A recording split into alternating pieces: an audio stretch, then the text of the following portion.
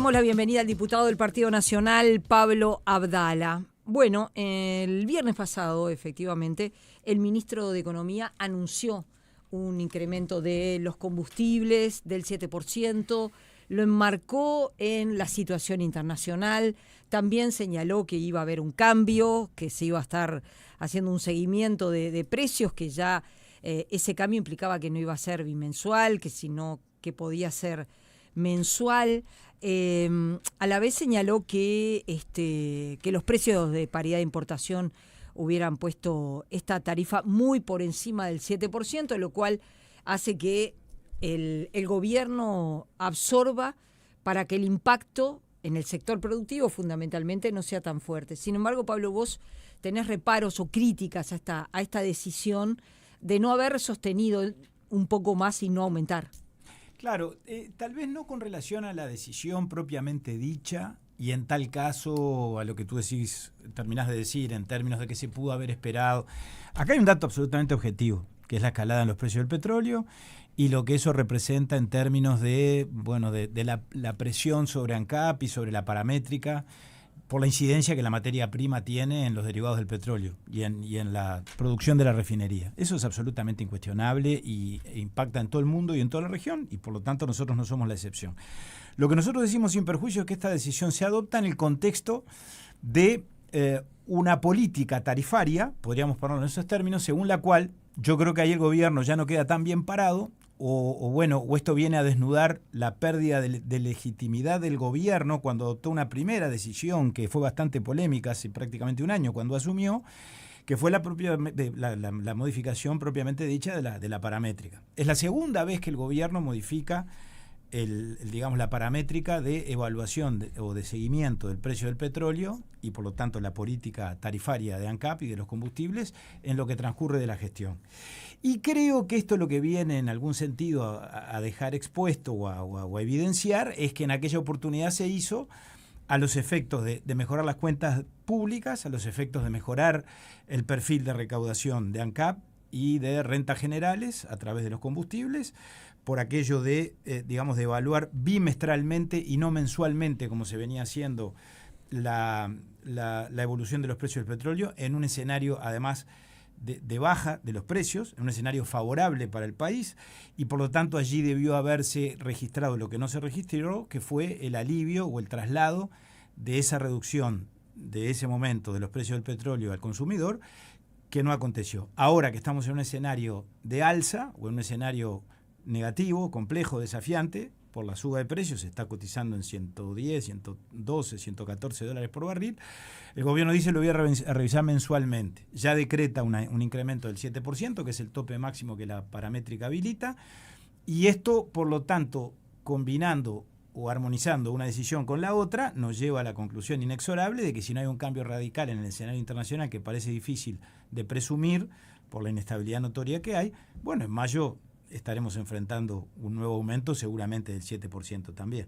Esa es la crítica o el reproche que nosotros le formulamos. Claro, vos decís, recaudaron y hicieron caja, ahora podrían aguantar un poco este incremento. Y no hay que irse muy lejos, ¿eh?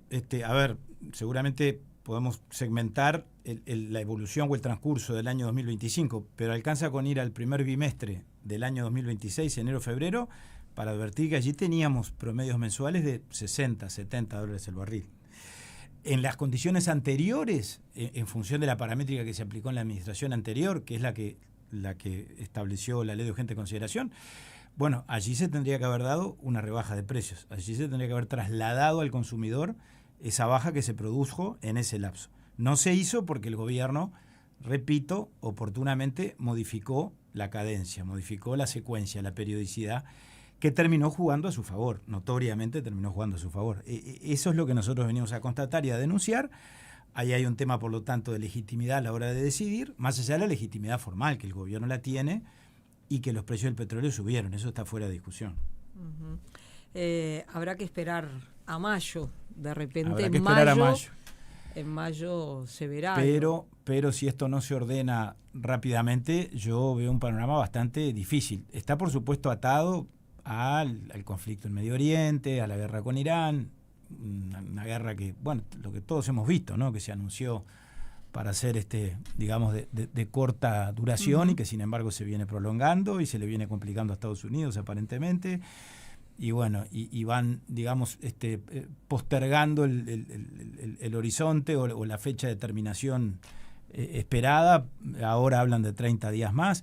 Bueno, si es así, yo no creo que los inventarios de petróleo y que el mercado internacional se ordene tan rápidamente. Por más que el mercado de los combustibles y la cotización del petróleo responde muy rápidamente a los más diversos estímulos, ¿no? Al alza o a la baja. Digamos, es muy cobarde el petróleo como buen commodity, a cualquier estímulo en un sentido o en otro, a veces una acción bélica determinada o un anuncio del gobierno de Estados Unidos o de los que se supone que inciden o que tienen capacidad de incidir en la administración del mundo o en la marcha de la comunidad internacional y del mercado internacional. Bueno, de un día para el otro hace que el petróleo suba repentinamente o baje repentinamente, y los que somos tomadores de precios sufrimos las consecuencias de esa realidad. Pablo, te cambio de tema, ¿no? El gobierno presentó su Plan Nacional de Seguridad, 7 ejes, apuesta también a políticas de largo plazo, ¿no?, que trasciendan a este gobierno. Te escuché comentar este plan, ha sido muy crítico. ¿Cuáles son tus principales diferencias con este plan? Bueno, la primera diferencia es, si se quiere, hasta conceptual. Yo creo que no estamos frente a un plan. Me parece que para las expectativas que el gobierno generó con relación al plan de seguridad que viene anunciando desde hace meses para marzo del 2026, bueno, realmente a mí me generó una enorme decepción, porque creo que a lo que asistimos el jueves pasado fue una suerte de compilación o de recopilación de cosas que además tampoco son novedosas, son propuestas o ideas o alternativas de cambios o de proyectos de ley que el gobierno viene anunciando y el ministro del Interior desde hace prácticamente un año. Y en función de eso, realmente creo que todos nos vimos ingratamente sorprendidos. Yo me senté frente al televisor el jueves al mediodía en la conferencia de prensa que encabezó el presidente con el ministro, esperando que con algo me sorprendieran, con alguna cosa diferente, novedosa, que en todo caso nos obligara a todos a prestar atención en cuanto a, si eso de nuevo que el plan traía podía generarnos alguna expectativa de algo. Nada de eso ocurrió. Lo único diferente que yo escuché o en todo caso advertí en los anuncios del jueves pasado fue la creación de una fiscalía para delitos penitenciarios. Todo lo demás, yo el 28 de enero, ustedes recordarán, había convocado a Sala, convoqué a Sala al ministro en la comisión permanente. Todo lo que me dijo ahora lo dijo en la comisión permanente y viceversa, ¿no? Es decir, la regulación del tema de las municiones y de las armas o las modificaciones a la ley vigente, la regulación en cuanto al control de las motos, por la utilización de las motos en los delitos con violencia, que es un dato objetivo, la descentralización del INR, los cambios a la legislación procesal penal, el tema de las medidas alternativas o de la suspensión condicional del proceso. No hay nada de nuevo en todo eso. Creo que alcanza con leer además las 135 medidas que son de muy fácil lectura porque son grandes titulares y advertiremos que es un conjunto de vaguedades muy grandes. Uh-huh. En esos 7 ejes, pongo un ejemplo, en el eje correspondiente a la prevención del delito, nada menos, ¿no?, que es uno de los cometidos esenciales de la policía y del Ministerio del Interior, allí aparece la reducción de las personas que viven en la calle. Enorme desafío, tema importantísimo. Yo no digo que los temas no sean importantes, pero digo, para que ustedes vean el grado de novedad que en todo caso tiene esto. Por otro lado, la recuperación de espacios públicos y la pacificación, son los verbos que utiliza, la pacificación de las zonas más violentas, interviniendo a través de lo que el ministro llama el policiamiento inteligente, que el policiamiento inteligente es ponerle un nombre distinto a lo que se hizo siempre en cuanto al mapa de calor, en cuanto a planificar el despliegue territorial de la policía en función de los índices delictivos en las zonas más complejas o menos complejas. Entonces digo, me parece que esto lo que genera es una frustración importante, ¿no? Lo cual no quiere decir que no haya cosas que no sean buenas. No es un tema de que todo está mal o que algo está bien y lo otro está mal. Creo que hay que analizar cada una de las propuestas o de los planteos, pero en el conjunto, un plan se supone que es definir metas. Y en todo caso calendarizarlas y después establecer mecanismos de medición al cabo del año, si se alcanzó, por ejemplo, la baja de los homicidios, por poner un ejemplo. Nada de eso aparece. Pablo, desde el 1 de marzo, cuando asumió el gobierno, de entrada, la relación con el ministro Negro y la oposición no fue buena. Te voy a poner un ejemplo. Así como con el ministro de Economía, que también es difícil ser ministro de Economía y más en estos tiempos, pero hay como una buena relación. Obviamente que vos no compartís la política económica de líneas generales del ministro de Economía, Gabriel Odone, pero hay como una consideración, un respeto, y yo siento que entre Negro y la oposición la relación no es buena, pero siento que no es buena desde el minuto uno. Hay como no quiero ser, no hay como un respeto intelectual, que no es no respetar a las personas. Capaz que es más político que personal. Claro, no es personal. Por eso te digo, no es un tema de respeto a las personas, sino no hay como un respeto intelectual, político al ministro Negro. ¿Estoy lejos? Bueno, te entiendo, pero no lo quisiera llevar al terreno del irrespeto, de la falta de respeto intelectual, que se lo tengo porque el ministro Negro, a quien conozco y con quien, entre comillas, trabajé en un lapso breve cuando estuve en el Ministerio del Interior, pero él era fiscal de homicidios y por lo tanto interactuábamos mucho, yo siempre dije que lo considero una persona de bien y además, sin duda, un fiscal comprometido, honesto, con el cual además nos entendimos y trabajamos muy bien en ese tiempo. Claro, después creo que al ministro, y lo digo con respeto, lo inventaron como ministro del Interior, porque alcanza a conocer un poco de memoria y remontarnos al tiempo de la transición. La cartera del Interior, el Ministerio del Interior, fue uno de los ministerios más difíciles de resolver por parte del presidente Orsi. Se supo muy al final, o no, capaz que no tan al final, pero no fue de las primeras decisiones. Lo de Odone ya se sabía en plena campaña electoral, para utilizar el mismo punto de referencia.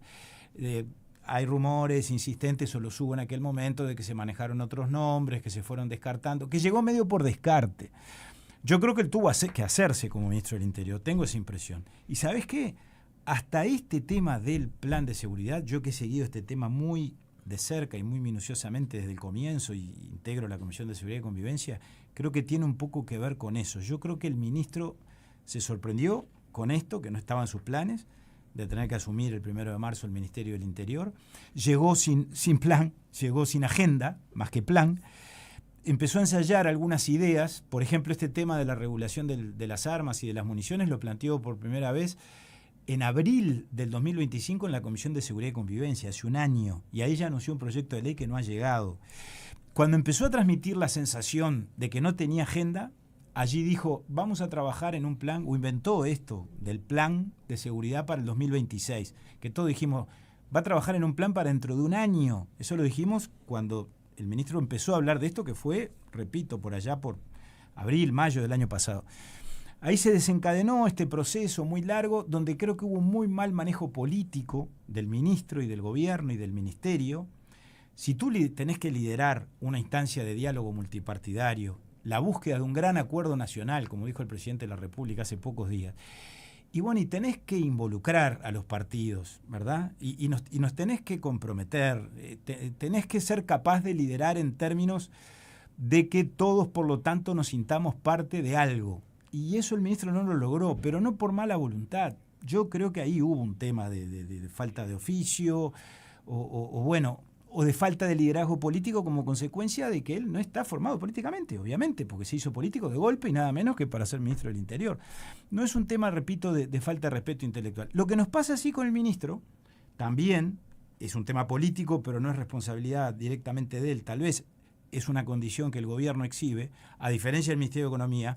Yo veo que el ministro Odone en la política económica es el que manda, después el presidente, ¿no? Pero es la opinión que en todo caso decide o resuelve definitivamente los temas, en el sentido que sea. En el caso del Ministerio del Interior yo veo que hay una especie de mayorazgo o de cooptación de la Presidencia de la República en muchas definiciones, a través del doctor Jorge Díaz, con quien el ministro Negro tiene una relación profesional y laboral, como todos sabemos, desde hace mucho tiempo. Y eso yo creo que ahí se ha generado una química que no ha sido positiva y que no ha ayudado a la política de seguridad. Y que se ha traducido en muchas medidas concretas, ¿no?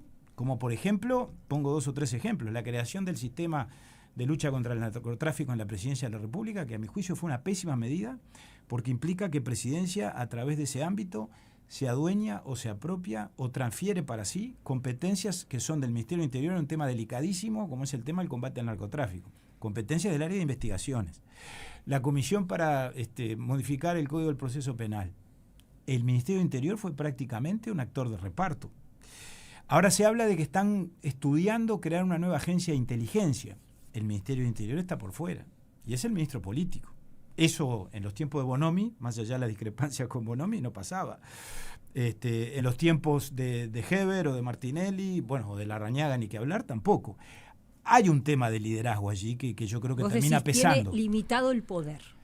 Y creo que hay una cuestión de poder, de incidencia y de definición de las políticas públicas que en algún sentido no es que nos lleven a pelearnos con él, pero en algún sentido definen un problema político que está pesando en la realidad del país, en la marcha del gobierno y en última instancia en que se generen estos cuellos de botella donde los partidos políticos somos convocados a una instancia de diálogo, llevamos ideas, después nunca nos llaman para decirnos si están de acuerdo con algo o no, si van a tomar algo de lo que presentamos o no, después presentan el plan de seguridad, supuestamente en algún momento insinúan como que los partidos estamos involucrados en ese plan cuando ni siquiera lo conocíamos.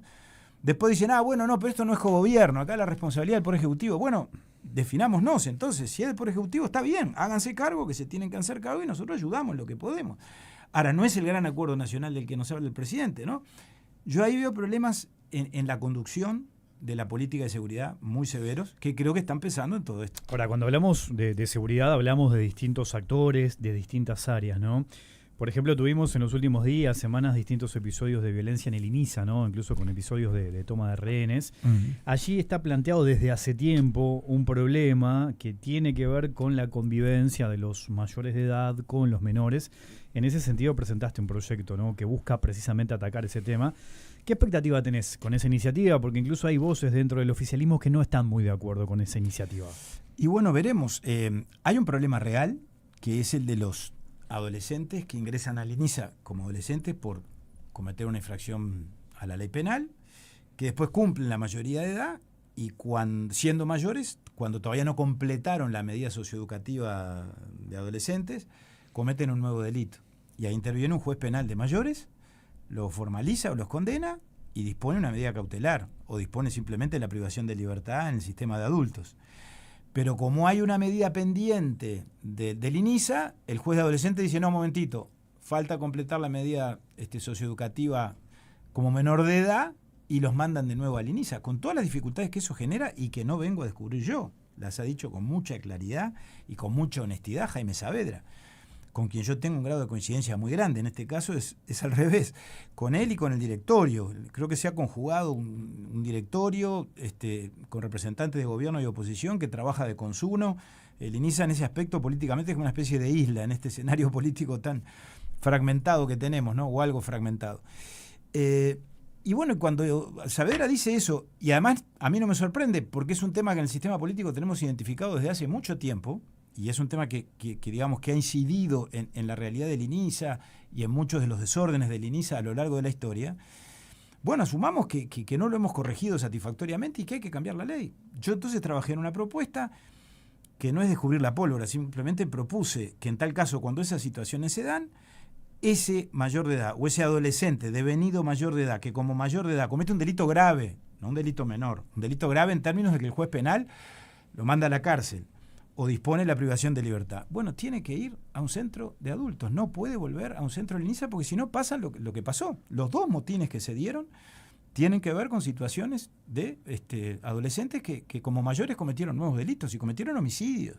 Uno de ellos había ingresado al INISA por un homicidio y después como mayor cometió otro homicidio. El problema es que no es un tema del castigo por el castigo mismo, es un tema de prevenir lo que después ocurre si no tomamos la medida correcta. Y esto lo terminan pagando los demás adolescentes, la enorme mayoría, algunos de 13, ¿no? 13 que ya son imputables como adolescentes, quiero decir, se les aplica el derecho penal juvenil, 13, 14 y 15, que están en procesos saludables de reinserción o de rehabilitación y sufren las consecuencias de estos desajustes, de esta inestabilidad que estos muchachos generan. Lo sufren los funcionarios, porque tuvimos 2 funcionarias que tuvieron 45 minutos con un corte en el cuello, corriendo riesgo su vida y su integridad física, obviamente. Entonces, seamos sensatos, asumamos la realidad tal cual es.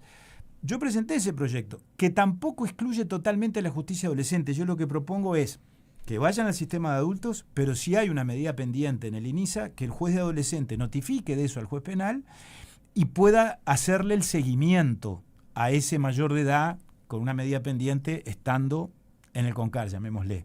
Pero que en tal caso no se desprenda completamente el juez de adolescente de la suerte de ese menor que ya no es menor. No sé si me van siguiendo. Es una idea. Bueno, la fórmula podrá ser esa, podrá ser otra. Ahora, INISA está de acuerdo con el objetivo y con el resultado final. El gobierno supuestamente también. El ministro Negro anunció que se había formado una comisión para estudiar una propuesta alternativa o jurídica. Le mandé el proyecto al ministro, acusó recibo y me lo agradeció. Bueno, después escuché algunas declaraciones, sí, de algunas colegas mías, digo colegas porque casualmente son una diputada que se refirió a este tema, que la aprecio mucho. Pero bueno, ya con algunos reparos, a mi juicio, pseudoideológicos, ¿no? De que bueno, de que habría que ver, que no se puede hacer tabla rasa. El problema es que acá el término medio no funciona, es blanco o negro. Ya la ley en el 2022, en el gobierno pasado, se intentó solucionar y se estableció una fórmula genérica, pero de tan genérica quedó librado a la voluntad de la justicia, al criterio del juez. Y ahí en la contienda de competencias que se dio en este caso entre el juez penal y el juez de adolescente, prevaleció el criterio del juez de adolescente y pasó lo que pasó. Esa es la verdadera historia de todo esto, ¿no? Estamos conversando con el diputado del Partido Nacional, Pablo Abdala. Hacemos una pequeña pausa y ya seguimos. Pablo Abdala, que también integra la comisión investigadora por el tema Cardama, que tiene 6 meses para trabajar. Bueno, ¿cómo está haciendo ese trabajo? Bueno, la comisión lleva 4 o 5 sesiones, 4 sesiones, un mes de trabajo. En este primer tramo se abocó a los antecedentes más lejanos, tuvimos acuerdo en eso entre todos los partidos, es decir, los gobiernos del 2010 al 2020.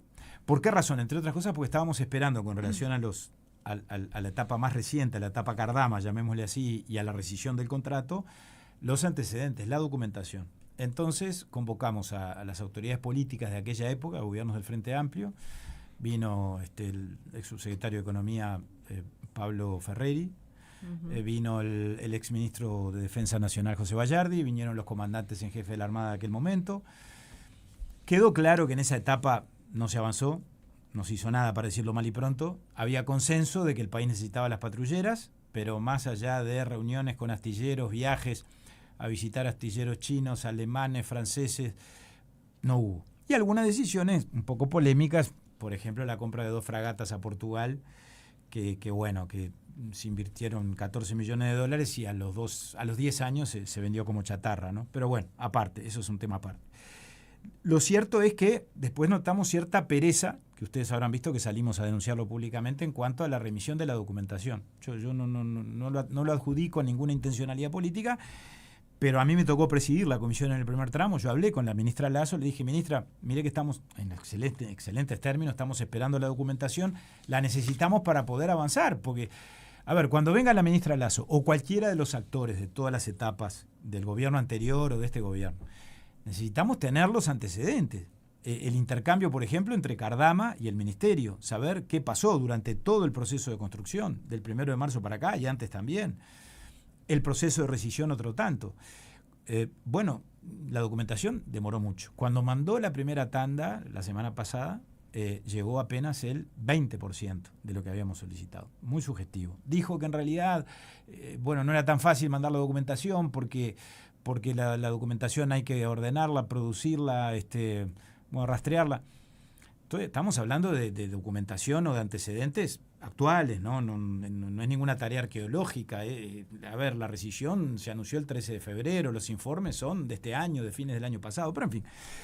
Creo que a raíz de nuestro planteo, de nuestra salida pública, al día siguiente o al otro, ya estoy en el jueves de la semana pasada, antes de Semana Santa, la ministra dijo que mandaba más documentación. Y ahora vino otra tanda importante.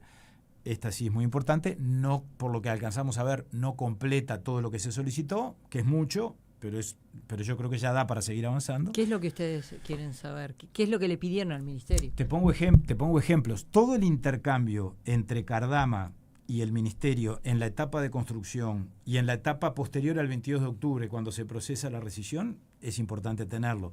Los informes de los 2 delegados de la Armada, que el Ministerio de Defensa mandó a Vigo, y que la propia ministra dijo hasta el final que reportaban informes semanales sobre la marcha de la construcción. Bueno, esos informes. Ahora vinieron, no habían venido.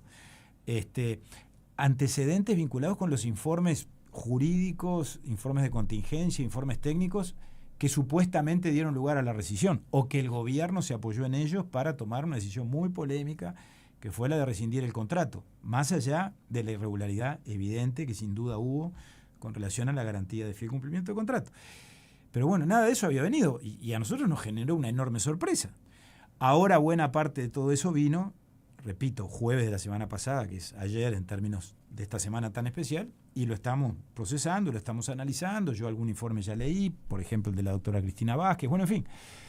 Supongo que el lunes, que nos vamos a reunir después de Semana Santa, que está previsto en principio que venga el contraalmirante o el almirante Alonso, que es el último comandante en jefe de aquella etapa que nos quedó pendiente, y ahí acordaremos, supongo, ya avanzar en la etapa más reciente. Uh-huh. Ayer el periodista Lucas Silva de La Diaria, leíste el artículo, porque Ajá. él allí coloca la denuncia que hizo el ex jefe del Estado Mayor de la Armada, Gustavo Musso, que dijo que el astillero español Cardama presentó una oferta con plazos irreales, precios temerarios y además tuvo acceso a información privilegiada. El contraalmirante fue jefe del Estado Mayor de la Armada y tenía una visión pero muy crítica respecto a la actuación de Cardama, que señala que es una empresa con ninguna experiencia. Incluso Lucas Silva, el periodista, publica, por ejemplo, que el Ministerio de Industria de España señala que Cardama ha tenido 0 actividad, 0 contratos. El único contrato que tiene es la firma realizada con Uruguay de fecha 2024. Mira, Ana María, todo eso va a ser motivo, por supuesto, de análisis, de investigación, y vamos a contrastar opiniones que estoy seguro van a ser bien contradictorias con relación a esto. La opinión de Musso no nos sorprende, ya sabíamos que ese antecedente estaba. Es una opinión minoritaria en la Armada, porque la Armada por mayoría en su momento recomendó la contratación de Cardama, después de haber analizado la oferta, después de haber cotejado la oferta con las demás propuestas que se habían recibido en el proceso competitivo anterior. Y entre esas opiniones está el comandante en jefe de la época y el comandante en jefe actual, el almirante Elizondo, designado como comandante en jefe de la Armada por el gobierno actual del Frente Amplio. Los aspectos vinculados con los antecedentes de Cardama, y yo he escuchado versiones bien distintas que la que transmite Musso, ¿no? Yo no soy entendido en estas cosas, pero a raíz de toda esta polémica que se ha generado, particularmente desde el 22 de octubre, por ejemplo, recuerdo entrevistas que Emiliano Cotelo, perdón que mencione la competencia, pero bueno, pero ahí está el antecedente, realizó a periodistas especializados de Vigo, de España, digamos, de medios especializados en temas marítimos y en construcciones navales, no, por supuesto, imparciales, serios, profesionales, diciendo que Cardama tiene buenos antecedentes, que yo recuerdo que se llegó a decir que tenía una lista de espera de trabajos solicitados por más de 120 millones de euros, que si bien nunca había construido una patrullera de estas características, había construido embarcaciones de este porte o aún mayores y por un valor equivalente a este y aún por un valor mayor, que había trabajado para el gobierno de Vigo a menor escala, pero con embarcaciones también dedicadas a la custodia marítima o fluvial o no sé. Entonces, opiniones contradictorias siempre hay. Por alguna razón, el almirante Musso, a quien no conozco y respeto mucho su opinión, habrá dicho lo que dijo. Ya sabemos que él quedó en una posición, digamos, discrepante en aquel momento, pidió la baja, pidió el pase a retiro. Bueno, la mayoría de los almirantes recomendaron que se hiciera lo que se hizo. En fin, será cuestión, por supuesto, de avanzar en la investigación y de sacar conclusiones cuando recojamos todos los testimonios. Ahora, más allá de esta discusión, ¿no?, que está presente entre gobierno y oposición, hay una cuestión de fondo, o de frente, no sé, que es que no tenemos todavía las patrulleras. Claro. ¿No? Entonces, allí, ¿será que en este periodo, ¿no?, se puede llegar a conseguir esto? y que el sistema político incluso también se ponga de acuerdo y se llegue a este objetivo? Es una buena pregunta, y creo que nos la hacemos todos, porque francamente, con total objetividad, yo creo que el gobierno se apresuró, por decirlo menos, porque si tengo que decir algo más, ya tengo que hablar de intencionalidad política, pero a partir de un problema real, que era y es el tema de la garantía de fiel cumplimiento, que debió haber actuado, debió haber intimado, debió haber, por supuesto, denunciado penalmente si tenía avisos esa irregularidad de delito o de lo que fuere. Pero que a partir de esa constatación no debió haber hecho lo que hizo, que fue arrasar con el contrato principal, con un contrato que se venía ejecutando, que se venía cumpliendo y que se venía pagando. La resolución que rescinde el contrato con Cardama, la resolución del 13 de febrero, se basa en la garantía de fiel cumplimiento del contrato y se basa en la garantía de reembolso. Después se supo, y yo creo que eso demuestra el apresuramiento del gobierno, que la garantía de reembolso estaba vigente y se había otorgado en tiempo y forma.